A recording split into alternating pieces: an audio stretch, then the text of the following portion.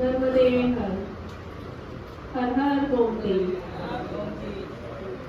माँ गोमती के पवित्र उद्गम को प्रणाम करते हुए सम्मानित मंच पे बैठे हुए आदरणीय उप जिलाधिकारी एवं सभी सम्मानित बड़े लोग, प्रधानगण, मीडिया बंधुओं को प्रणाम करती हूँ और आप सबका स्वागत करती हूँ इस पहल के लिए। महाभारत के इस रण में आखिर कोई कृष्ण तो आया जो उस रथ को संभालने को तैयार हुआ है। और इन परिस्थितियों में जब नदी की दशा और दिशा पूरी तरह से व्यथित है, मैं आपको इसी स्वरूप में देखती हूँ, क्योंकि मेरे पांव जो नहीं कर पाए आपके हाथ की कलम को कर पाए। मेरा चलना शायद प्रथम स्तर पे लोगों को लग रहा होगा कि ये पागलपन है, इससे क्या बदलाव आएगा, दर्द उठाकर 2 जोड़ी कपड़े लेकर आप निकल गए। लेकिन उस चलने का प्रथम असर आज मुझे इस प्रांगण में दिख रहा है। मैं अपनी बात 2-3 स्तर पे कहूंगी। किसी भी बात को समझने के लिए पहले उसका महत्व जानना बहुत आवश्यक है। और ये जन आंदोलन, जब तक जल आंदोलन नहीं बनेगा तब तक कोई बहुत बड़ी क्रांति हमें दिखेगी नहीं। आज मेरा गला थोड़ा साथ नहीं दे रहा। जहां तक बात नदियों के महत्व की है, तो हम नदियों तक सीमित ना रहें। मैंने नाम दिया है पंचतत्व। मैं बहुत सामान्य स्तर से अपनी बात आप सबके बीच रखूंगी। मेरे इष्ट हैं हनुमान जी। आपने उनका चित्र देखा होगा। लगभग 90% चित्रों में वो एक हाथ में पहाड़ उठाए हुए हैं। क्यों? त्रिशूल भी तो उठा सकते थे, चक्र भी तो रख सकते थे। कहीं ना कहीं हमारे आराध्य देवों ने हमें सचेत किया है। उन्होंने अपनी प्रतिमा के भी ऊपर पहाड़ उठाया हुआ है, अर्थात वो कहना चाहते हैं हमसे भी ऊंचे पहाड़ हैं। शंकर जी अपनी आंखों से भी गंगा निकाल सकते थे, हाथों से भी निकाल सकते थे, चरणों से भी निकाल सकते थे। उन्होंने जटाओं से निकाला है। अर्थात वो कहना चाहते हैं कि मुझसे भी ऊपर जल है, मुझसे भी ऊपर गंगा है। जब श्री राम को सिंहासन मिल रहा था और उनके पास पूरा अधिकार था, पिता की अवज्ञा करके वो रुक सकते थे, तब वो वनवास को गए। उन्होंने हमें संदेश दिया कि जब भी बात धन, वैभव, प्रतिष्ठा, पद की हो, तुम वन संपदा को चुनना, तुम औषधियों को चुनना, तुम जंगल को चुनना, तो वहां चले जाना उन्हें बचाने के लिए। रावण की लंका सर्वाधिक प्रसिद्ध है। वो सीता जी के लिए शीश महल बनवा सकते थे, पर उन्होंने अशोक वाटिका में उन्हें रखा। मतलब अशोक वाटिका का महत्व है। हमें समझाया गया कि वाटिकाएं जरूरी है, जो कि एक औषधीय वाटिका के लिए आप कह भी रहे हैं। श्री रामचरितमानस को सिर्फ एक धर्म ग्रंथ की तरह मत पढ़िए, उनसे समझिए भी, उनसे सीखिए भी। और बहुत छोटे छोटे रूप में वो हमें समझा रहे हैं कि विशेष क्या है, प्राथमिकता क्या है।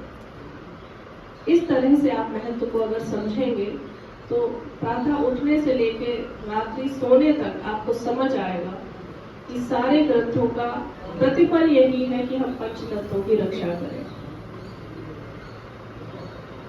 आदरणीय उप जिलाधिकारी जी चाहते हैं कि हम लोग जो आज एकत्रित हुए हैं वो अपने अपने सुझाव दें। ईश्वर की कृपा है कि कम समय में अधिक समझने की शक्ति मुझ में है। मेरी उनसे आज दूसरी बार भेंट हुई है और मैं आपको इस बात को पूरी तरह समझाना चाहती हूँ कि ऐसा एक भी सुझाव नहीं है जो हम उन्हें दे पाए जो उन्हें पहले से पता नहीं है। मैं इस बात के लिए उनका आदर प्रकट करती हूँ कि उन्होंने हमारा सम्मान रखा, उन्होंने हमें यहाँ बुलाया, हमारी राय ली, हमारी सलाह ली और ये पहल की है कि गोमती के लिए हम सब एक प्रांगण में खड़े हो जाए। मेरी उनसे इगोता नाथ जी में काफी लंबी वार्ता हुई, क्योंकि वो विश्राम का समय था परिक्रमा में। और इस 1-2 घंटे में ही मुझे ये समझ में आ गया कि कहीं ना कहीं वो कृष्ण तत्व उनके भीतर है जो इस महाभारत के रण में हमें जिताएगा।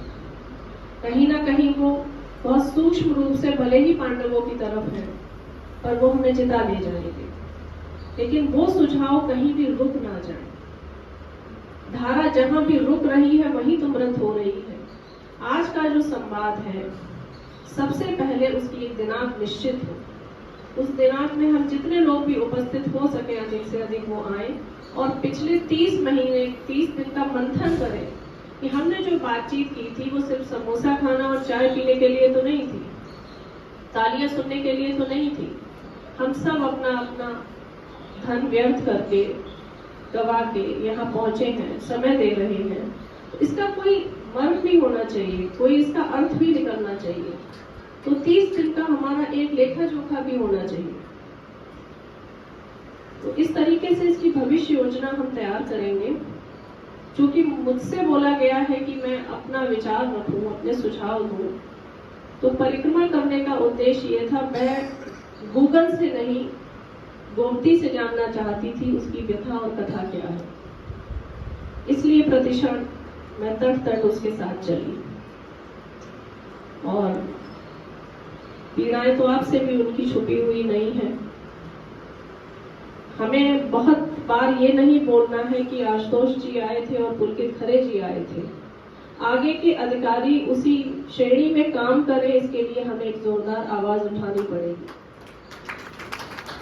राम ने ये नहीं कहा था आप श्री रामचरितमानस का पाठ करिए, बंद कर दीजिए और पूरा दिन आप जो चाहे करें। नहीं, वो राम तत्व तो हमें पूरा दिन लाना पड़ेगा, तभी उस श्री रामचरितमानस की सार्थकता है। पुलकित खरे जी जो कर गए उसका गान करते करते हम उन्हें क्या दे रहे हैं। मथुरा में जब वो सुन रहे हो कि जहां हम छोड़ आए थे वहीं है क्या, उसके आगे की योजनाएं होनी चाहिए। मुझे जो लगा गोमती की पीड़ा, वो मुझे लगा कि मैं अपना काम तब आरंभ कर पाऊंगी जब मुझे थोड़ी सी शक्ति मिलेगी। आप सबकी बड़ी उम्मीदें होंगी कि सिर्फ परिक्रमा करना तो उद्देश्य नहीं होगा, आप कहाँ चली गई, अब क्यों नहीं आ रही हैं, अब कुछ क्यों नहीं कर रही हैं। तो कोई भी काम दूसरे के घर में नहीं किया जाता है। मेरा वृक्षारोपण का संकल्प है, पहले नदी की जमीन नदी को तो मिले। किसी और के घर में पौधा लगा दूंगी, आप अगले दिन उखाड़ के फेंक देंगे।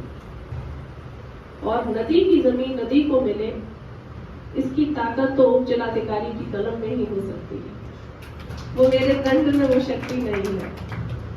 तो मैं सभी के माध्यम से आपसे आग्रह करूंगी कि एक दिन में क्रांति नहीं आती, एक दिन में बदलाव नहीं आता, और कुछ ना कुछ कार्य योजना आप ऐसी बनाइएगा ताकि आप कहीं भी रहें, हमें एक अधिकारी और मिल सके कि पुलकित खरे जी के बाद आशुतोष जी आए थे और वो ये कर। और मुझे लगता है कि आपके अंदर वो ऊर्जा है, आपकी कलम में लिखने की वो शक्ति है, वो निरंतरता है कि हम सबको एक आशा मिलेगी। तो आज का ये सार्थक संवाद जो है वो महा की बैठक के स्तर पर जाना चाहिए। 29 दिन का हम कार्य योजना बनाए, प्रति व्यक्ति हमने क्या किया है, सारी जिम्मेदारी प्रशासन को देना भी उचित नहीं।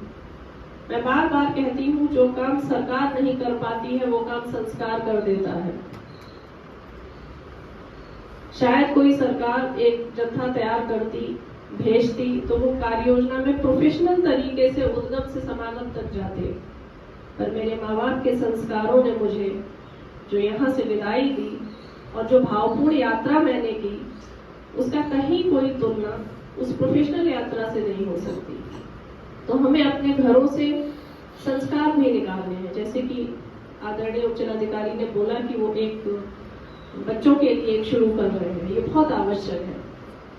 जब मैं दिल्ली गई थी तो मैं सिर्फ अवगत कराने गई थी केंद्रीय मंत्री जी से कि मैं आपका आशीर्वाद लेने आई हूँ और मैं ऐसे ऐसे यात्रा पद यात्रा आरंभ कर रही हूँ।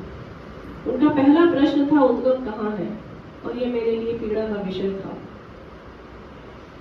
जो गोमती गंगा के भी पहले आ गई है, हमें यही पता नहीं है कि उसका उद्गम कहाँ है। ये तो एक आवश्यक प्रश्न और उत्तर में आ जाना चाहिए। जैसे गौमुख है, ऐसे ही माधोटाना हो जाना चाहिए। ऐसी कोई पहल हमें करनी चाहिए। प्रमुख नदियों के उद्गम और समागम हमें पता होने चाहिए। जब हम चाहिए शब्द लगाते हैं तो एक प्रेशर आता है, एक दबाव आता है, और कुछ काम आप दबाव में ही कर पाएंगे। उनको अगर आप सहजता से छोड़ देंगे तो वो कार्य नहीं होगा। इन बैठकों का हमें एक कार्य योजना बनाकर प्रति व्यक्ति जिम्मेदारी देनी चाहिए, क्योंकि जो लोग नदी से प्लास्टिक निकाल सकते हैं वो लिख नहीं सकते, जो उस प्लास्टिक को निकालते हुए फोटो खींच सकते हैं वो भाषण नहीं दे सकते, जो भाषण दे सकते हैं वो उन कार्य योजनाओं को लागू नहीं कर सकते। तो प्रति व्यक्ति सार्थकता से हमें जिम्मेदारी भी देनी पड़ेगी, और इस प्रांगण में जितने लोग उपस्थित हैं वो सक्रियता से वो लग जाएंगे तो मुझे लगता है कि एक वर्ष में हम बहुत सार्थक निष्कर्ष निकालकर सभी गोमती भक्तों को दे सकेंगे। मैंने अपनी पद यात्रा में इतना जरूर देखा कि यहाँ से लेकर और 3 से 4 जनपद तक पूरी तरह से कब्जे में घिरी हुई है गोमती। जो यहाँ से सुगमता से धार चलती है वो कहीं ना कहीं शजापुर के आगे मृत होती जाती है, लेकिन वही गोमती जब आप लखनऊ पहुंचते हैं तो एक विशाल काय नदी दिखती है, पर वहां उसके दूसरे दुख होते हैं, क्योंकि वो इतना प्रदूषित हो चुकी होती है कि आप उसका जलपान भी नहीं कर सकते। अतः नदी किसी भी तट पर सुरक्षित हमने नहीं छोड़ी है, पर धन्यभागी हैं हम लोग कि जब इस महाभारत में हमें युद्ध लड़ना है तो हम सच के साथ 5 पांडवों की तरह खड़े हैं। हम कम हैं पर हम बदलाव लाएंगे, और वो बदलाव तब आएगा जब उसमें निरंतरता और क्रियान्वयन हो।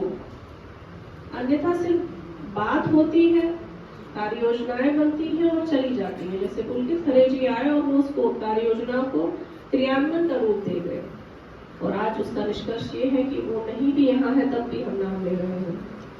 तो कुछ कार्य योजनाएं ऐसी बननी चाहिए जो लागू होती नहीं। मेरा पूरा सहयोग आप लोगों को रहेगा, पूरी जो भी जिम्मेदारी आप पंचतत्व को देंगे हम लोग पूरा उसको अच्छे से निभाएंगे। और इन्हीं शब्दों के साथ मैं अपनी बात को रोकती हूँ, क्योंकि परिक्रमा के अनुभवों को एक संवाद में समेटना थोड़ा सा असंभव है, और चूंकि परिक्रमा के बाद मिल रही हूँ तो मैं विशेष रूप से लक्ष्मण भैया, नंदू भैया, आशुतोष भैया, निर्भय भैया, इन सभी का बहुत आभार प्रकट करती हूँ, जो न केवल परिक्रमा में मेरे साथ रहे बल्कि तब से अब तक गोमती को लेके कोई भी बात होती है तो वो मेरी सहभागिता अपने रूप में ही कहीं ना कहीं दे देते हैं। और एक बार फिर मैं आपका आभार प्रकट करती हूँ कि आते ही आपने एक ऐसी दीपक प्रज्वलित किया है, अब उसको मशाल बनाने की जिम्मेदारी हम सबकी है। हर हर गोमती।